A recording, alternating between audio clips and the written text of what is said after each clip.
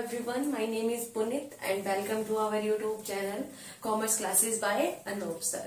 So today we will discuss about the basic accounting terms. जब भी हम accountancy start करते हैं, जब भी हम अकाउंट्स को पढ़ना स्टार्ट करते हैं तो हमें कुछ एक टर्मिनोलॉजी समझने की जरूरत होती है, क्योंकि पर्टिकुलर सब्जेक्ट की टर्मिनोलॉजी होती है एंड अगर हमें वो टर्मिनोलॉजी पता है तो हम उस सब्जेक्ट की स्टडी अच्छे से कर सकते हैं। अब अगर हमें अकाउंटेंसी को समझना है तो सबसे पहले हमें उसकी टर्मिनोलॉजी को समझना होगा।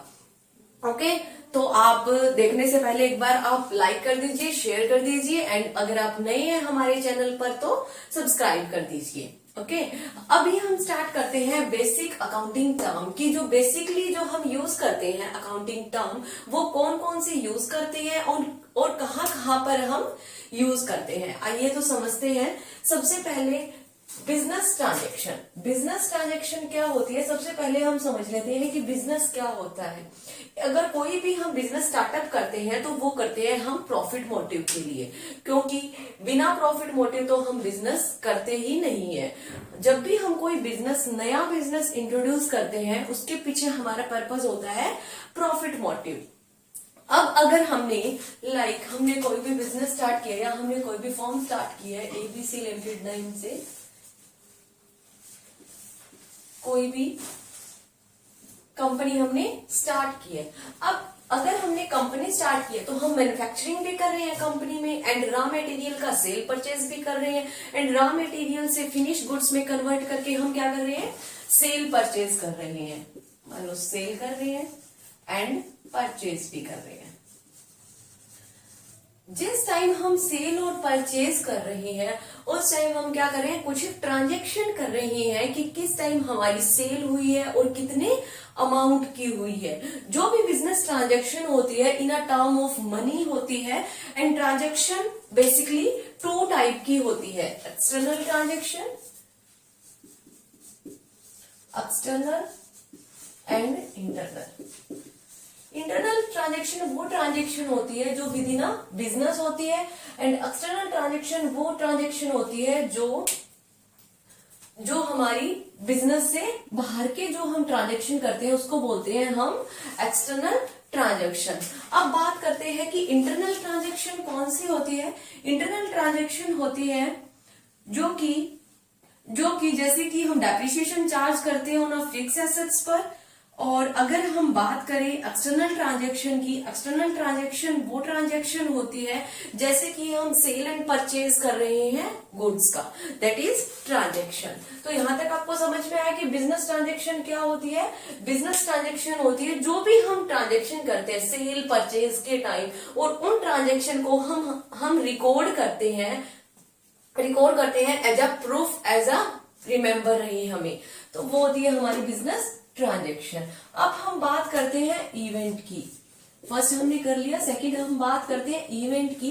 इवेंट क्या होता है, इवेंट होता है कि जो हमारी ट्रांजैक्शन का जो रिजल्ट आता है उसको हम क्या बोलते हैं, इवेंट बोलते हैं। अब हमने मान लो ट्रांजैक्शन की, हमने गुड्स परचेज किया 50,000 का क्या किया हमने, परचेज किया एंड हमने सेल कर दिया 10% प्रॉफिट पे।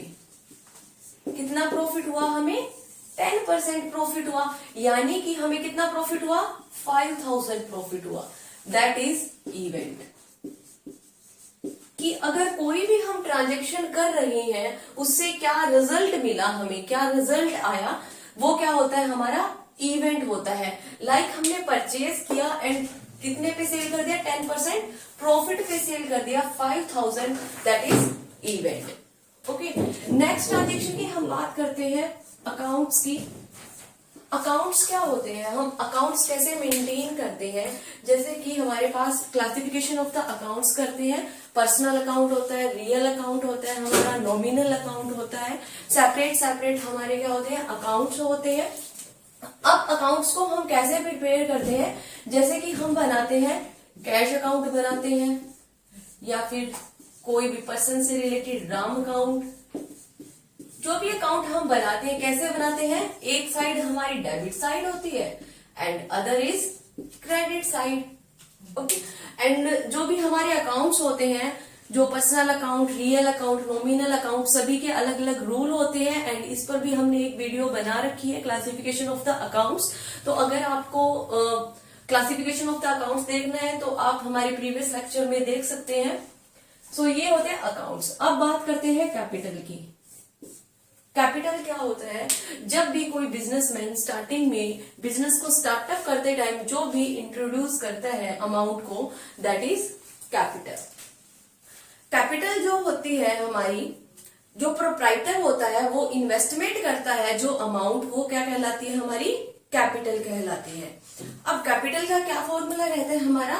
कैपिटल को अगर हमें फाइंड आउट करना है, देन एसेट्स माइनस लायबिलिटी। जितनी भी हमारे पास एसेट्स है, अगर हम उसमें से लायबिलिटी को माइनस कर देते हैं, देन हमारे पास क्या आता है?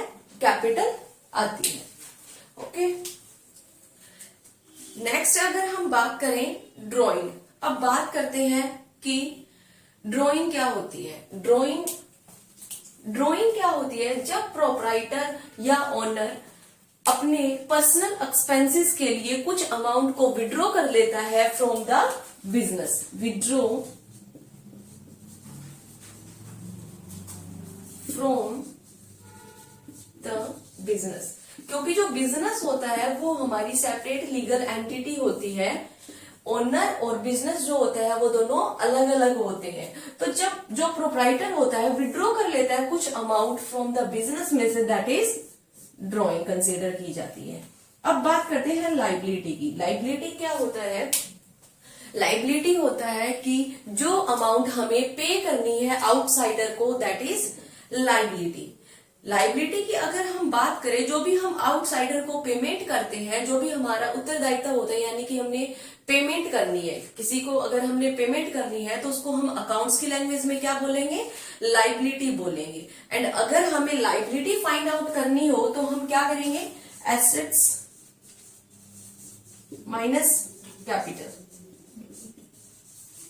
अगर हम एसेट्स में से कैपिटल को लेस कर देते हैं, देन हमारे पास क्या आती है? लायबिलिटी आती है।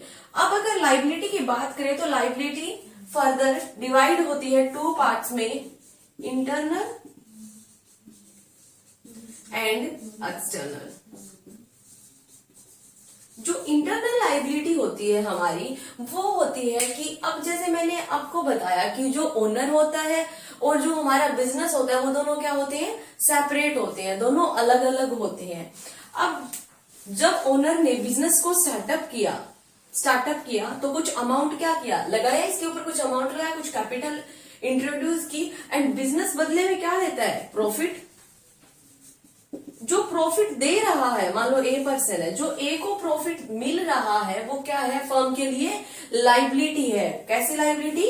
Internal liability. जो प्रोप्राइटर को फर्म प्रॉफिट दे रहा है वो क्या है? हमारी इंटरनल लायबिलिटी है फर्म की। अब बात करते हैं एक्सटर्नल लायबिलिटी की।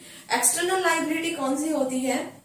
एक्सटर्नल लायबिलिटी वो लायबिलिटी होती है जो पे करनी होती है आउटसाइडर को। जैसे कि फॉर एग्जाम्पल बात करें हम, क्रेडिटर, बैंक ओवरड्राफ्ट,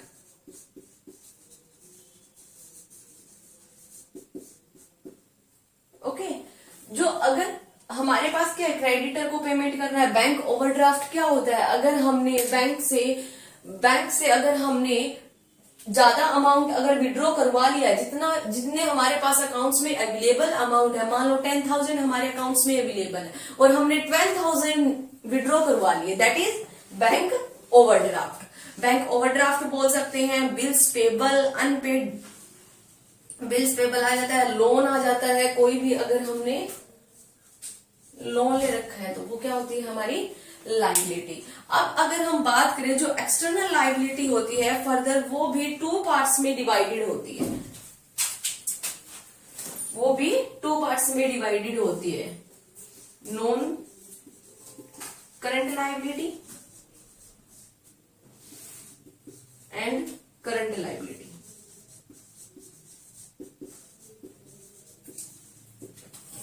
अब बात करें non current liability. Non current liability वो लायबिलिटी होती है जिनकी पेमेंट हमें मोर देन 1 ईयर में करनी होती है, that is non current liability. अगर हम नॉन करंट लायबिलिटी के एग्जाम्पल की बात करें तो इसके एग्जाम्पल होते हैं जैसे कि लॉन्ग टर्म लोन हो गया, long term loan, debenture, okay, ये इसके क्या हो जाते हैं, एग्जाम्पल हो जाते हैं। अब बात करते हैं करंट लायबिलिटी। करंट लायबिलिटी कौन सी लायबिलिटी होती है? करंट लायबिलिटी वो लायबिलिटी होती है जिनकी पेमेंट हमें विद इन 1 ईयर करनी होती है। कब करनी होती है? With in 1 year. जिनकी पेमेंट हमें विद इन 1 ईयर करनी होती है, दैट इज करंट लायबिलिटी। अगर हम करंट लायबिलिटी के एग्जांपल की बात करें तो जैसे कि आ जाता है हमारा बैंक ओवरड्राफ्ट, बीपी आ जाता है, क्रेडिटर आ जाता है,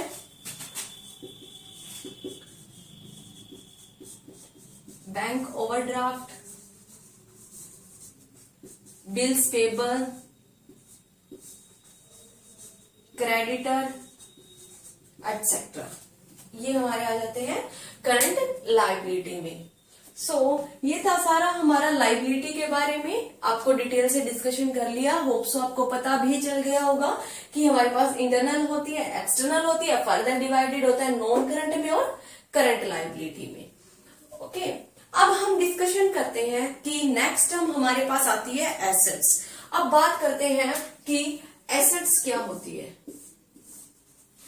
एसेट्स जो होती है हमारा बिजनेस जो होता है वो हम लॉन्ग टर्म पर्पस के लिए करते हैं, कि हमारा जो बिजनेस हम कर रहे हैं वो लॉन्ग टर्म के लिए कर रहे हैं। ओके, तो अब जब हम बिजनेस कर रहे हैं तो बिजनेस के अंदर जो हम एसेट्स लेके आते हैं, एसेट्स का मतलब यहाँ पे हुआ कि अगर हम मैन्युफैक्चरिंग कर रहे हैं तो हमारी जो प्लांट एंड मशीनरी लेके आ रहे हैं हम, या फिर हमारी बिल्डिंग है, लैंड जो परचेज की है हमने, वो क्या आ जाती है हमारी एसेट्स में इंक्लूड होती है, जो कि हम लॉन्ग टर्म के लिए लेते हैं, जो हम शॉर्ट टर्म के लिए नहीं लेते।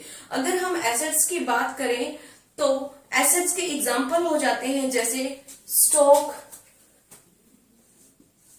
एग्जाम्पल की अगर बात करें, stock, furniture, machine, building etcetera. जो एसेट्स हमने लॉन्ग टर्म के लिए परचेज की है दैट इज एसेट्स होती है वो हमारी, एंड जो हमें मैन्युफैक्चरिंग करने के टाइम जो हमारे लिए हेल्पफुल रहती है उसको भी हम क्या बोलते हैं, एसेट्स बोलते हैं। अब अगर एसेट्स की बात करें तो एसेट्स भी फर्दर क्लासिफिकेशन होता है 2 कैटेगरी में, non current assets and current assets. किसमें क्लासिफिकेशन होता है? 2 में क्लासिफिकेशन होता है, non current assets and current assets. अब नॉन करंट एसेट्स की बात करते हैं कि नॉन करंट एसेट्स में हम क्या इंक्लूड करते हैं। नॉन करंट एसेट्स वो एसेट्स होती है जो हम कॉन्टिन्यूटी में रखते हैं, जब तक हमारा बिजनेस चलता है तब तक हम उन एसेट्स को अपने पास रखते हैं। यानी कि फर्नीचर हो गया, जो हमने फर्नीचर हमारे बिजनेस के अंदर सेट करवाया है वो क्या चलेगा, लॉन्ग टर्म तक चलेगा। जो मशीनरी हमने परचेज की है for the manufacturing of the goods वो हमारे क्या है, लॉन्ग टर्म के लिए चलेगी। तो जो क्वांटिटी ऑफ द बिजनेस को चलाने के लिए जो हेल्पफुल होती है वो एसेट्स किसमें आती है, नॉन करंट एसेट्स में इंक्लूड होती है, जो कि मोर देन 1 ईयर होती है। अब नॉन करंट एसेट्स को भी हम फर्दर डिवाइड करते हैं 2 पार्ट्स में, टेंजिबल एसेट्स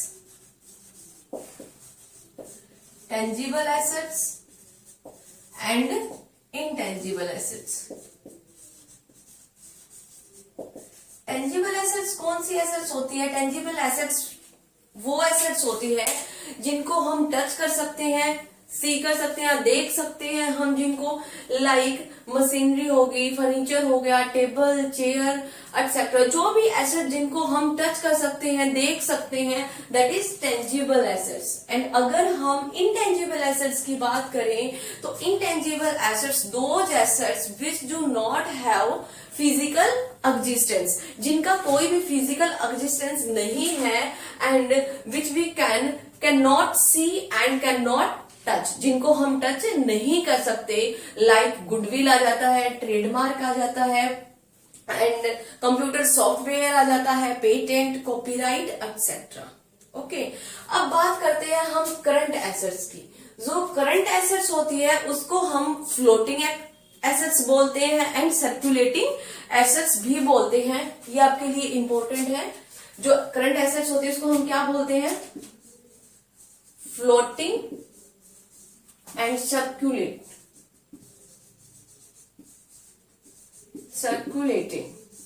सर्कुलेटिंग एसेट्स भी बोलते हैं हम इसको, एंड फ्लोटिंग एसेट्स भी बोलते हैं हम।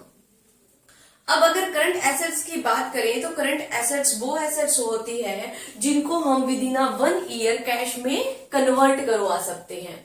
ओके, जो नॉन करंट एसेट्स होती है उसको हम विद इन 1 ईयर कैश में कन्वर्ट नहीं करवा सकते, एंड जो करंट एसेट्स होती है उसको हम विद इन 1 ईयर कैश में कन्वर्ट करवा सकते हैं। अब अगर इसके एग्जाम्पल की बात करते हैं तो करंट एसेट्स के एग्जाम्पल हो जाते हैं हमारे डेटर हो जाता है, बिल रिसीवेबल। ओके, ये कुछ एग्जाम्पल हो जाते हैं हमारे करंट एसेट्स के। अब हम फर्दर बात करते हैं capital receipt and revenue receipt, कि कैपिटल रिसिप्ट क्या होता है एंड रिवेन्यू रिसिप्ट क्या होती है। जो कैपिटल रिसिप्ट होता है वो एक अलग कंसेप्ट है, एंड रिवेन्यू रिसिप्ट हमारा अलग कंसेप्ट है। जो कैपिटल रिसिप्ट है उसको हम कहां पे शो करते हैं? बैलेंस शीट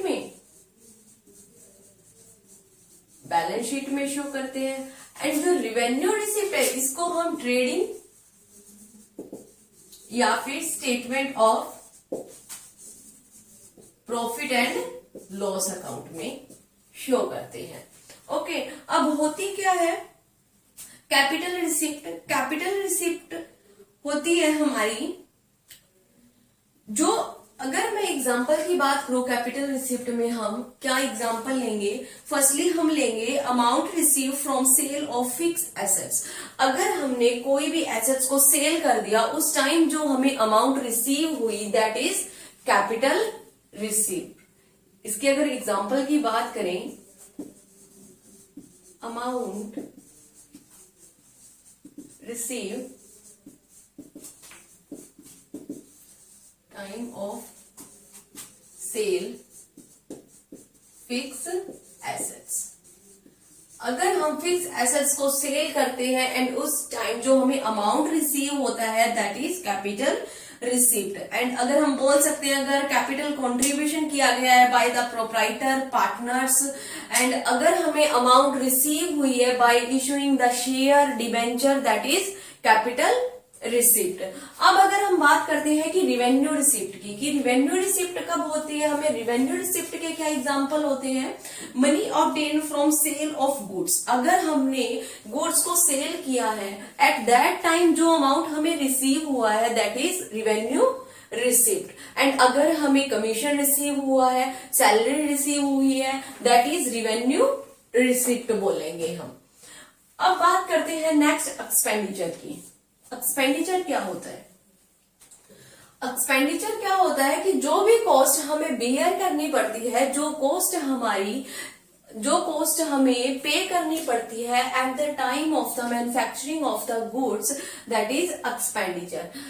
एक्सपेंडिचर में फर्दर क्लासिफिकेशन होता है 2 पार्ट्स में। First is capital expenditure and second is revenue expenditure. अब बात करते हैं कि कैपिटल एक्सपेंडिचर क्या होता है एंड रिवेन्यू एक्सपेंडिचर क्या होता है। जो हमारा कैपिटल एक्सपेंडिचर होता है जो हमारा कैपिटल एक्सपेंडिचर होता है वो एक्सपेंडिचर होता है या वो कॉस्ट होती है, या तो हमें कोई भी एसेट, जब हम कोई भी एसेट्स को एक्वायर करते हैं या फिर कोई भी एसेट्स का इरेक्शन करते हैं, उस टाइम जो हमारा खर्चा होता है दैट इज कैपिटल एक्सपेंडिचर। यानी कि हम बोल सकते हैं अगर हमारी मशीनरी है, जैसे कि जो भी हमारी कंपनी है उसके अंदर मशीनरी से हम काम कर रहे हैं, मैन्युफैक्चरिंग कर रहे हैं, एट दैट टाइम अगर कोई भी उसमें प्रॉब्लम हो जाती है मशीनरी में और जो मशीनरी हम ठीक करवाते हैं, ओके, उस टाइम जो हमें कॉस्ट आती है that is capital expenditure. And जो कैपिटल एक्सपेंडिचर होता है वो एक्सपेंडिचर किया जाता है for increase the earning capacity. अगर हमें अपनी अर्निंग कैपेसिटी को इंक्रीज करना है तो हम क्या करते हैं, कैपिटल एक्सपेंडिचर फॉर, यहां पे मैं लिख देती हूं, for increase the earning capacity. Earning capacity को इंक्रीज करने के लिए जो एक्सपेंडिचर किया जाता है दैट इज कैपिटल एक्सपेंडिचर। अब बात करते हैं रिवेन्यू एक्सपेंडिचर की। रिवेन्यू एक्सपेंडिचर कौन सा एक्सपेंडिचर होता है? रिवेन्यू एक्सपेंडिचर वो एक्सपेंडिचर होता है, यानी कि वो खर्चा होता है जो हमारा day to day routine of the business के लिए जो हम खर्चा करते हैं दैट इज रिवेन्यू एक्सपेंडिचर। यानी कि अगर हम शॉर्ट में बोले तो हम बोल सकते हैं कि अगर हमें अर्निंग कैपेसिटी को मेंटेन करना है, अब रिवेन्यू एक्सपेंडिचर के लिए हम क्या बोलेंगे, to maintain the earning capacity. अगर हमें अर्निंग कैपेसिटी को मेंटेन करना है एट दैट टाइम जो कॉस्ट हमें बियर करनी पड़ती है दैट इज रिवेन्यू एक्सपेंडिचर, उसको हम क्या बोलेंगे, रिवेन्यू एक्सपेंडिचर बोलेंगे। And one difference is that कि कैपिटल एक्सपेंडिचर जो होते हैं उसको हम कहां पे शो करते हैं, बैलेंस शीट में, बैलेंस शीट में शो करते हैं। एंड जो हमारा रिवेन्यू एक्सपेंडिचर होता है उसको हम कहां पे शो करते हैं, ट्रेडिंग या फिर statement of profit and loss account में शो करते हैं। ओके, इतना डिफरेंस लर्न रहेगा आपको। ओके, अब हम करते हैं आज की लास्ट टर्म, एक्सपेंसेस। एक्सपेंसेस क्या होता है? एक्सपेंसेस की अगर बात करें तो एक्सपेंसेस का मतलब क्या हुआ, हिंदी में भी आपको सबको पता है, एक्सपेंसेस का मतलब होता है खर्चा। कि जो भी कॉस्ट हम बियर करते हैं, जो भी कॉस्ट हमारी आती है at the time of manufacturing of any type of goods and services that is called expense.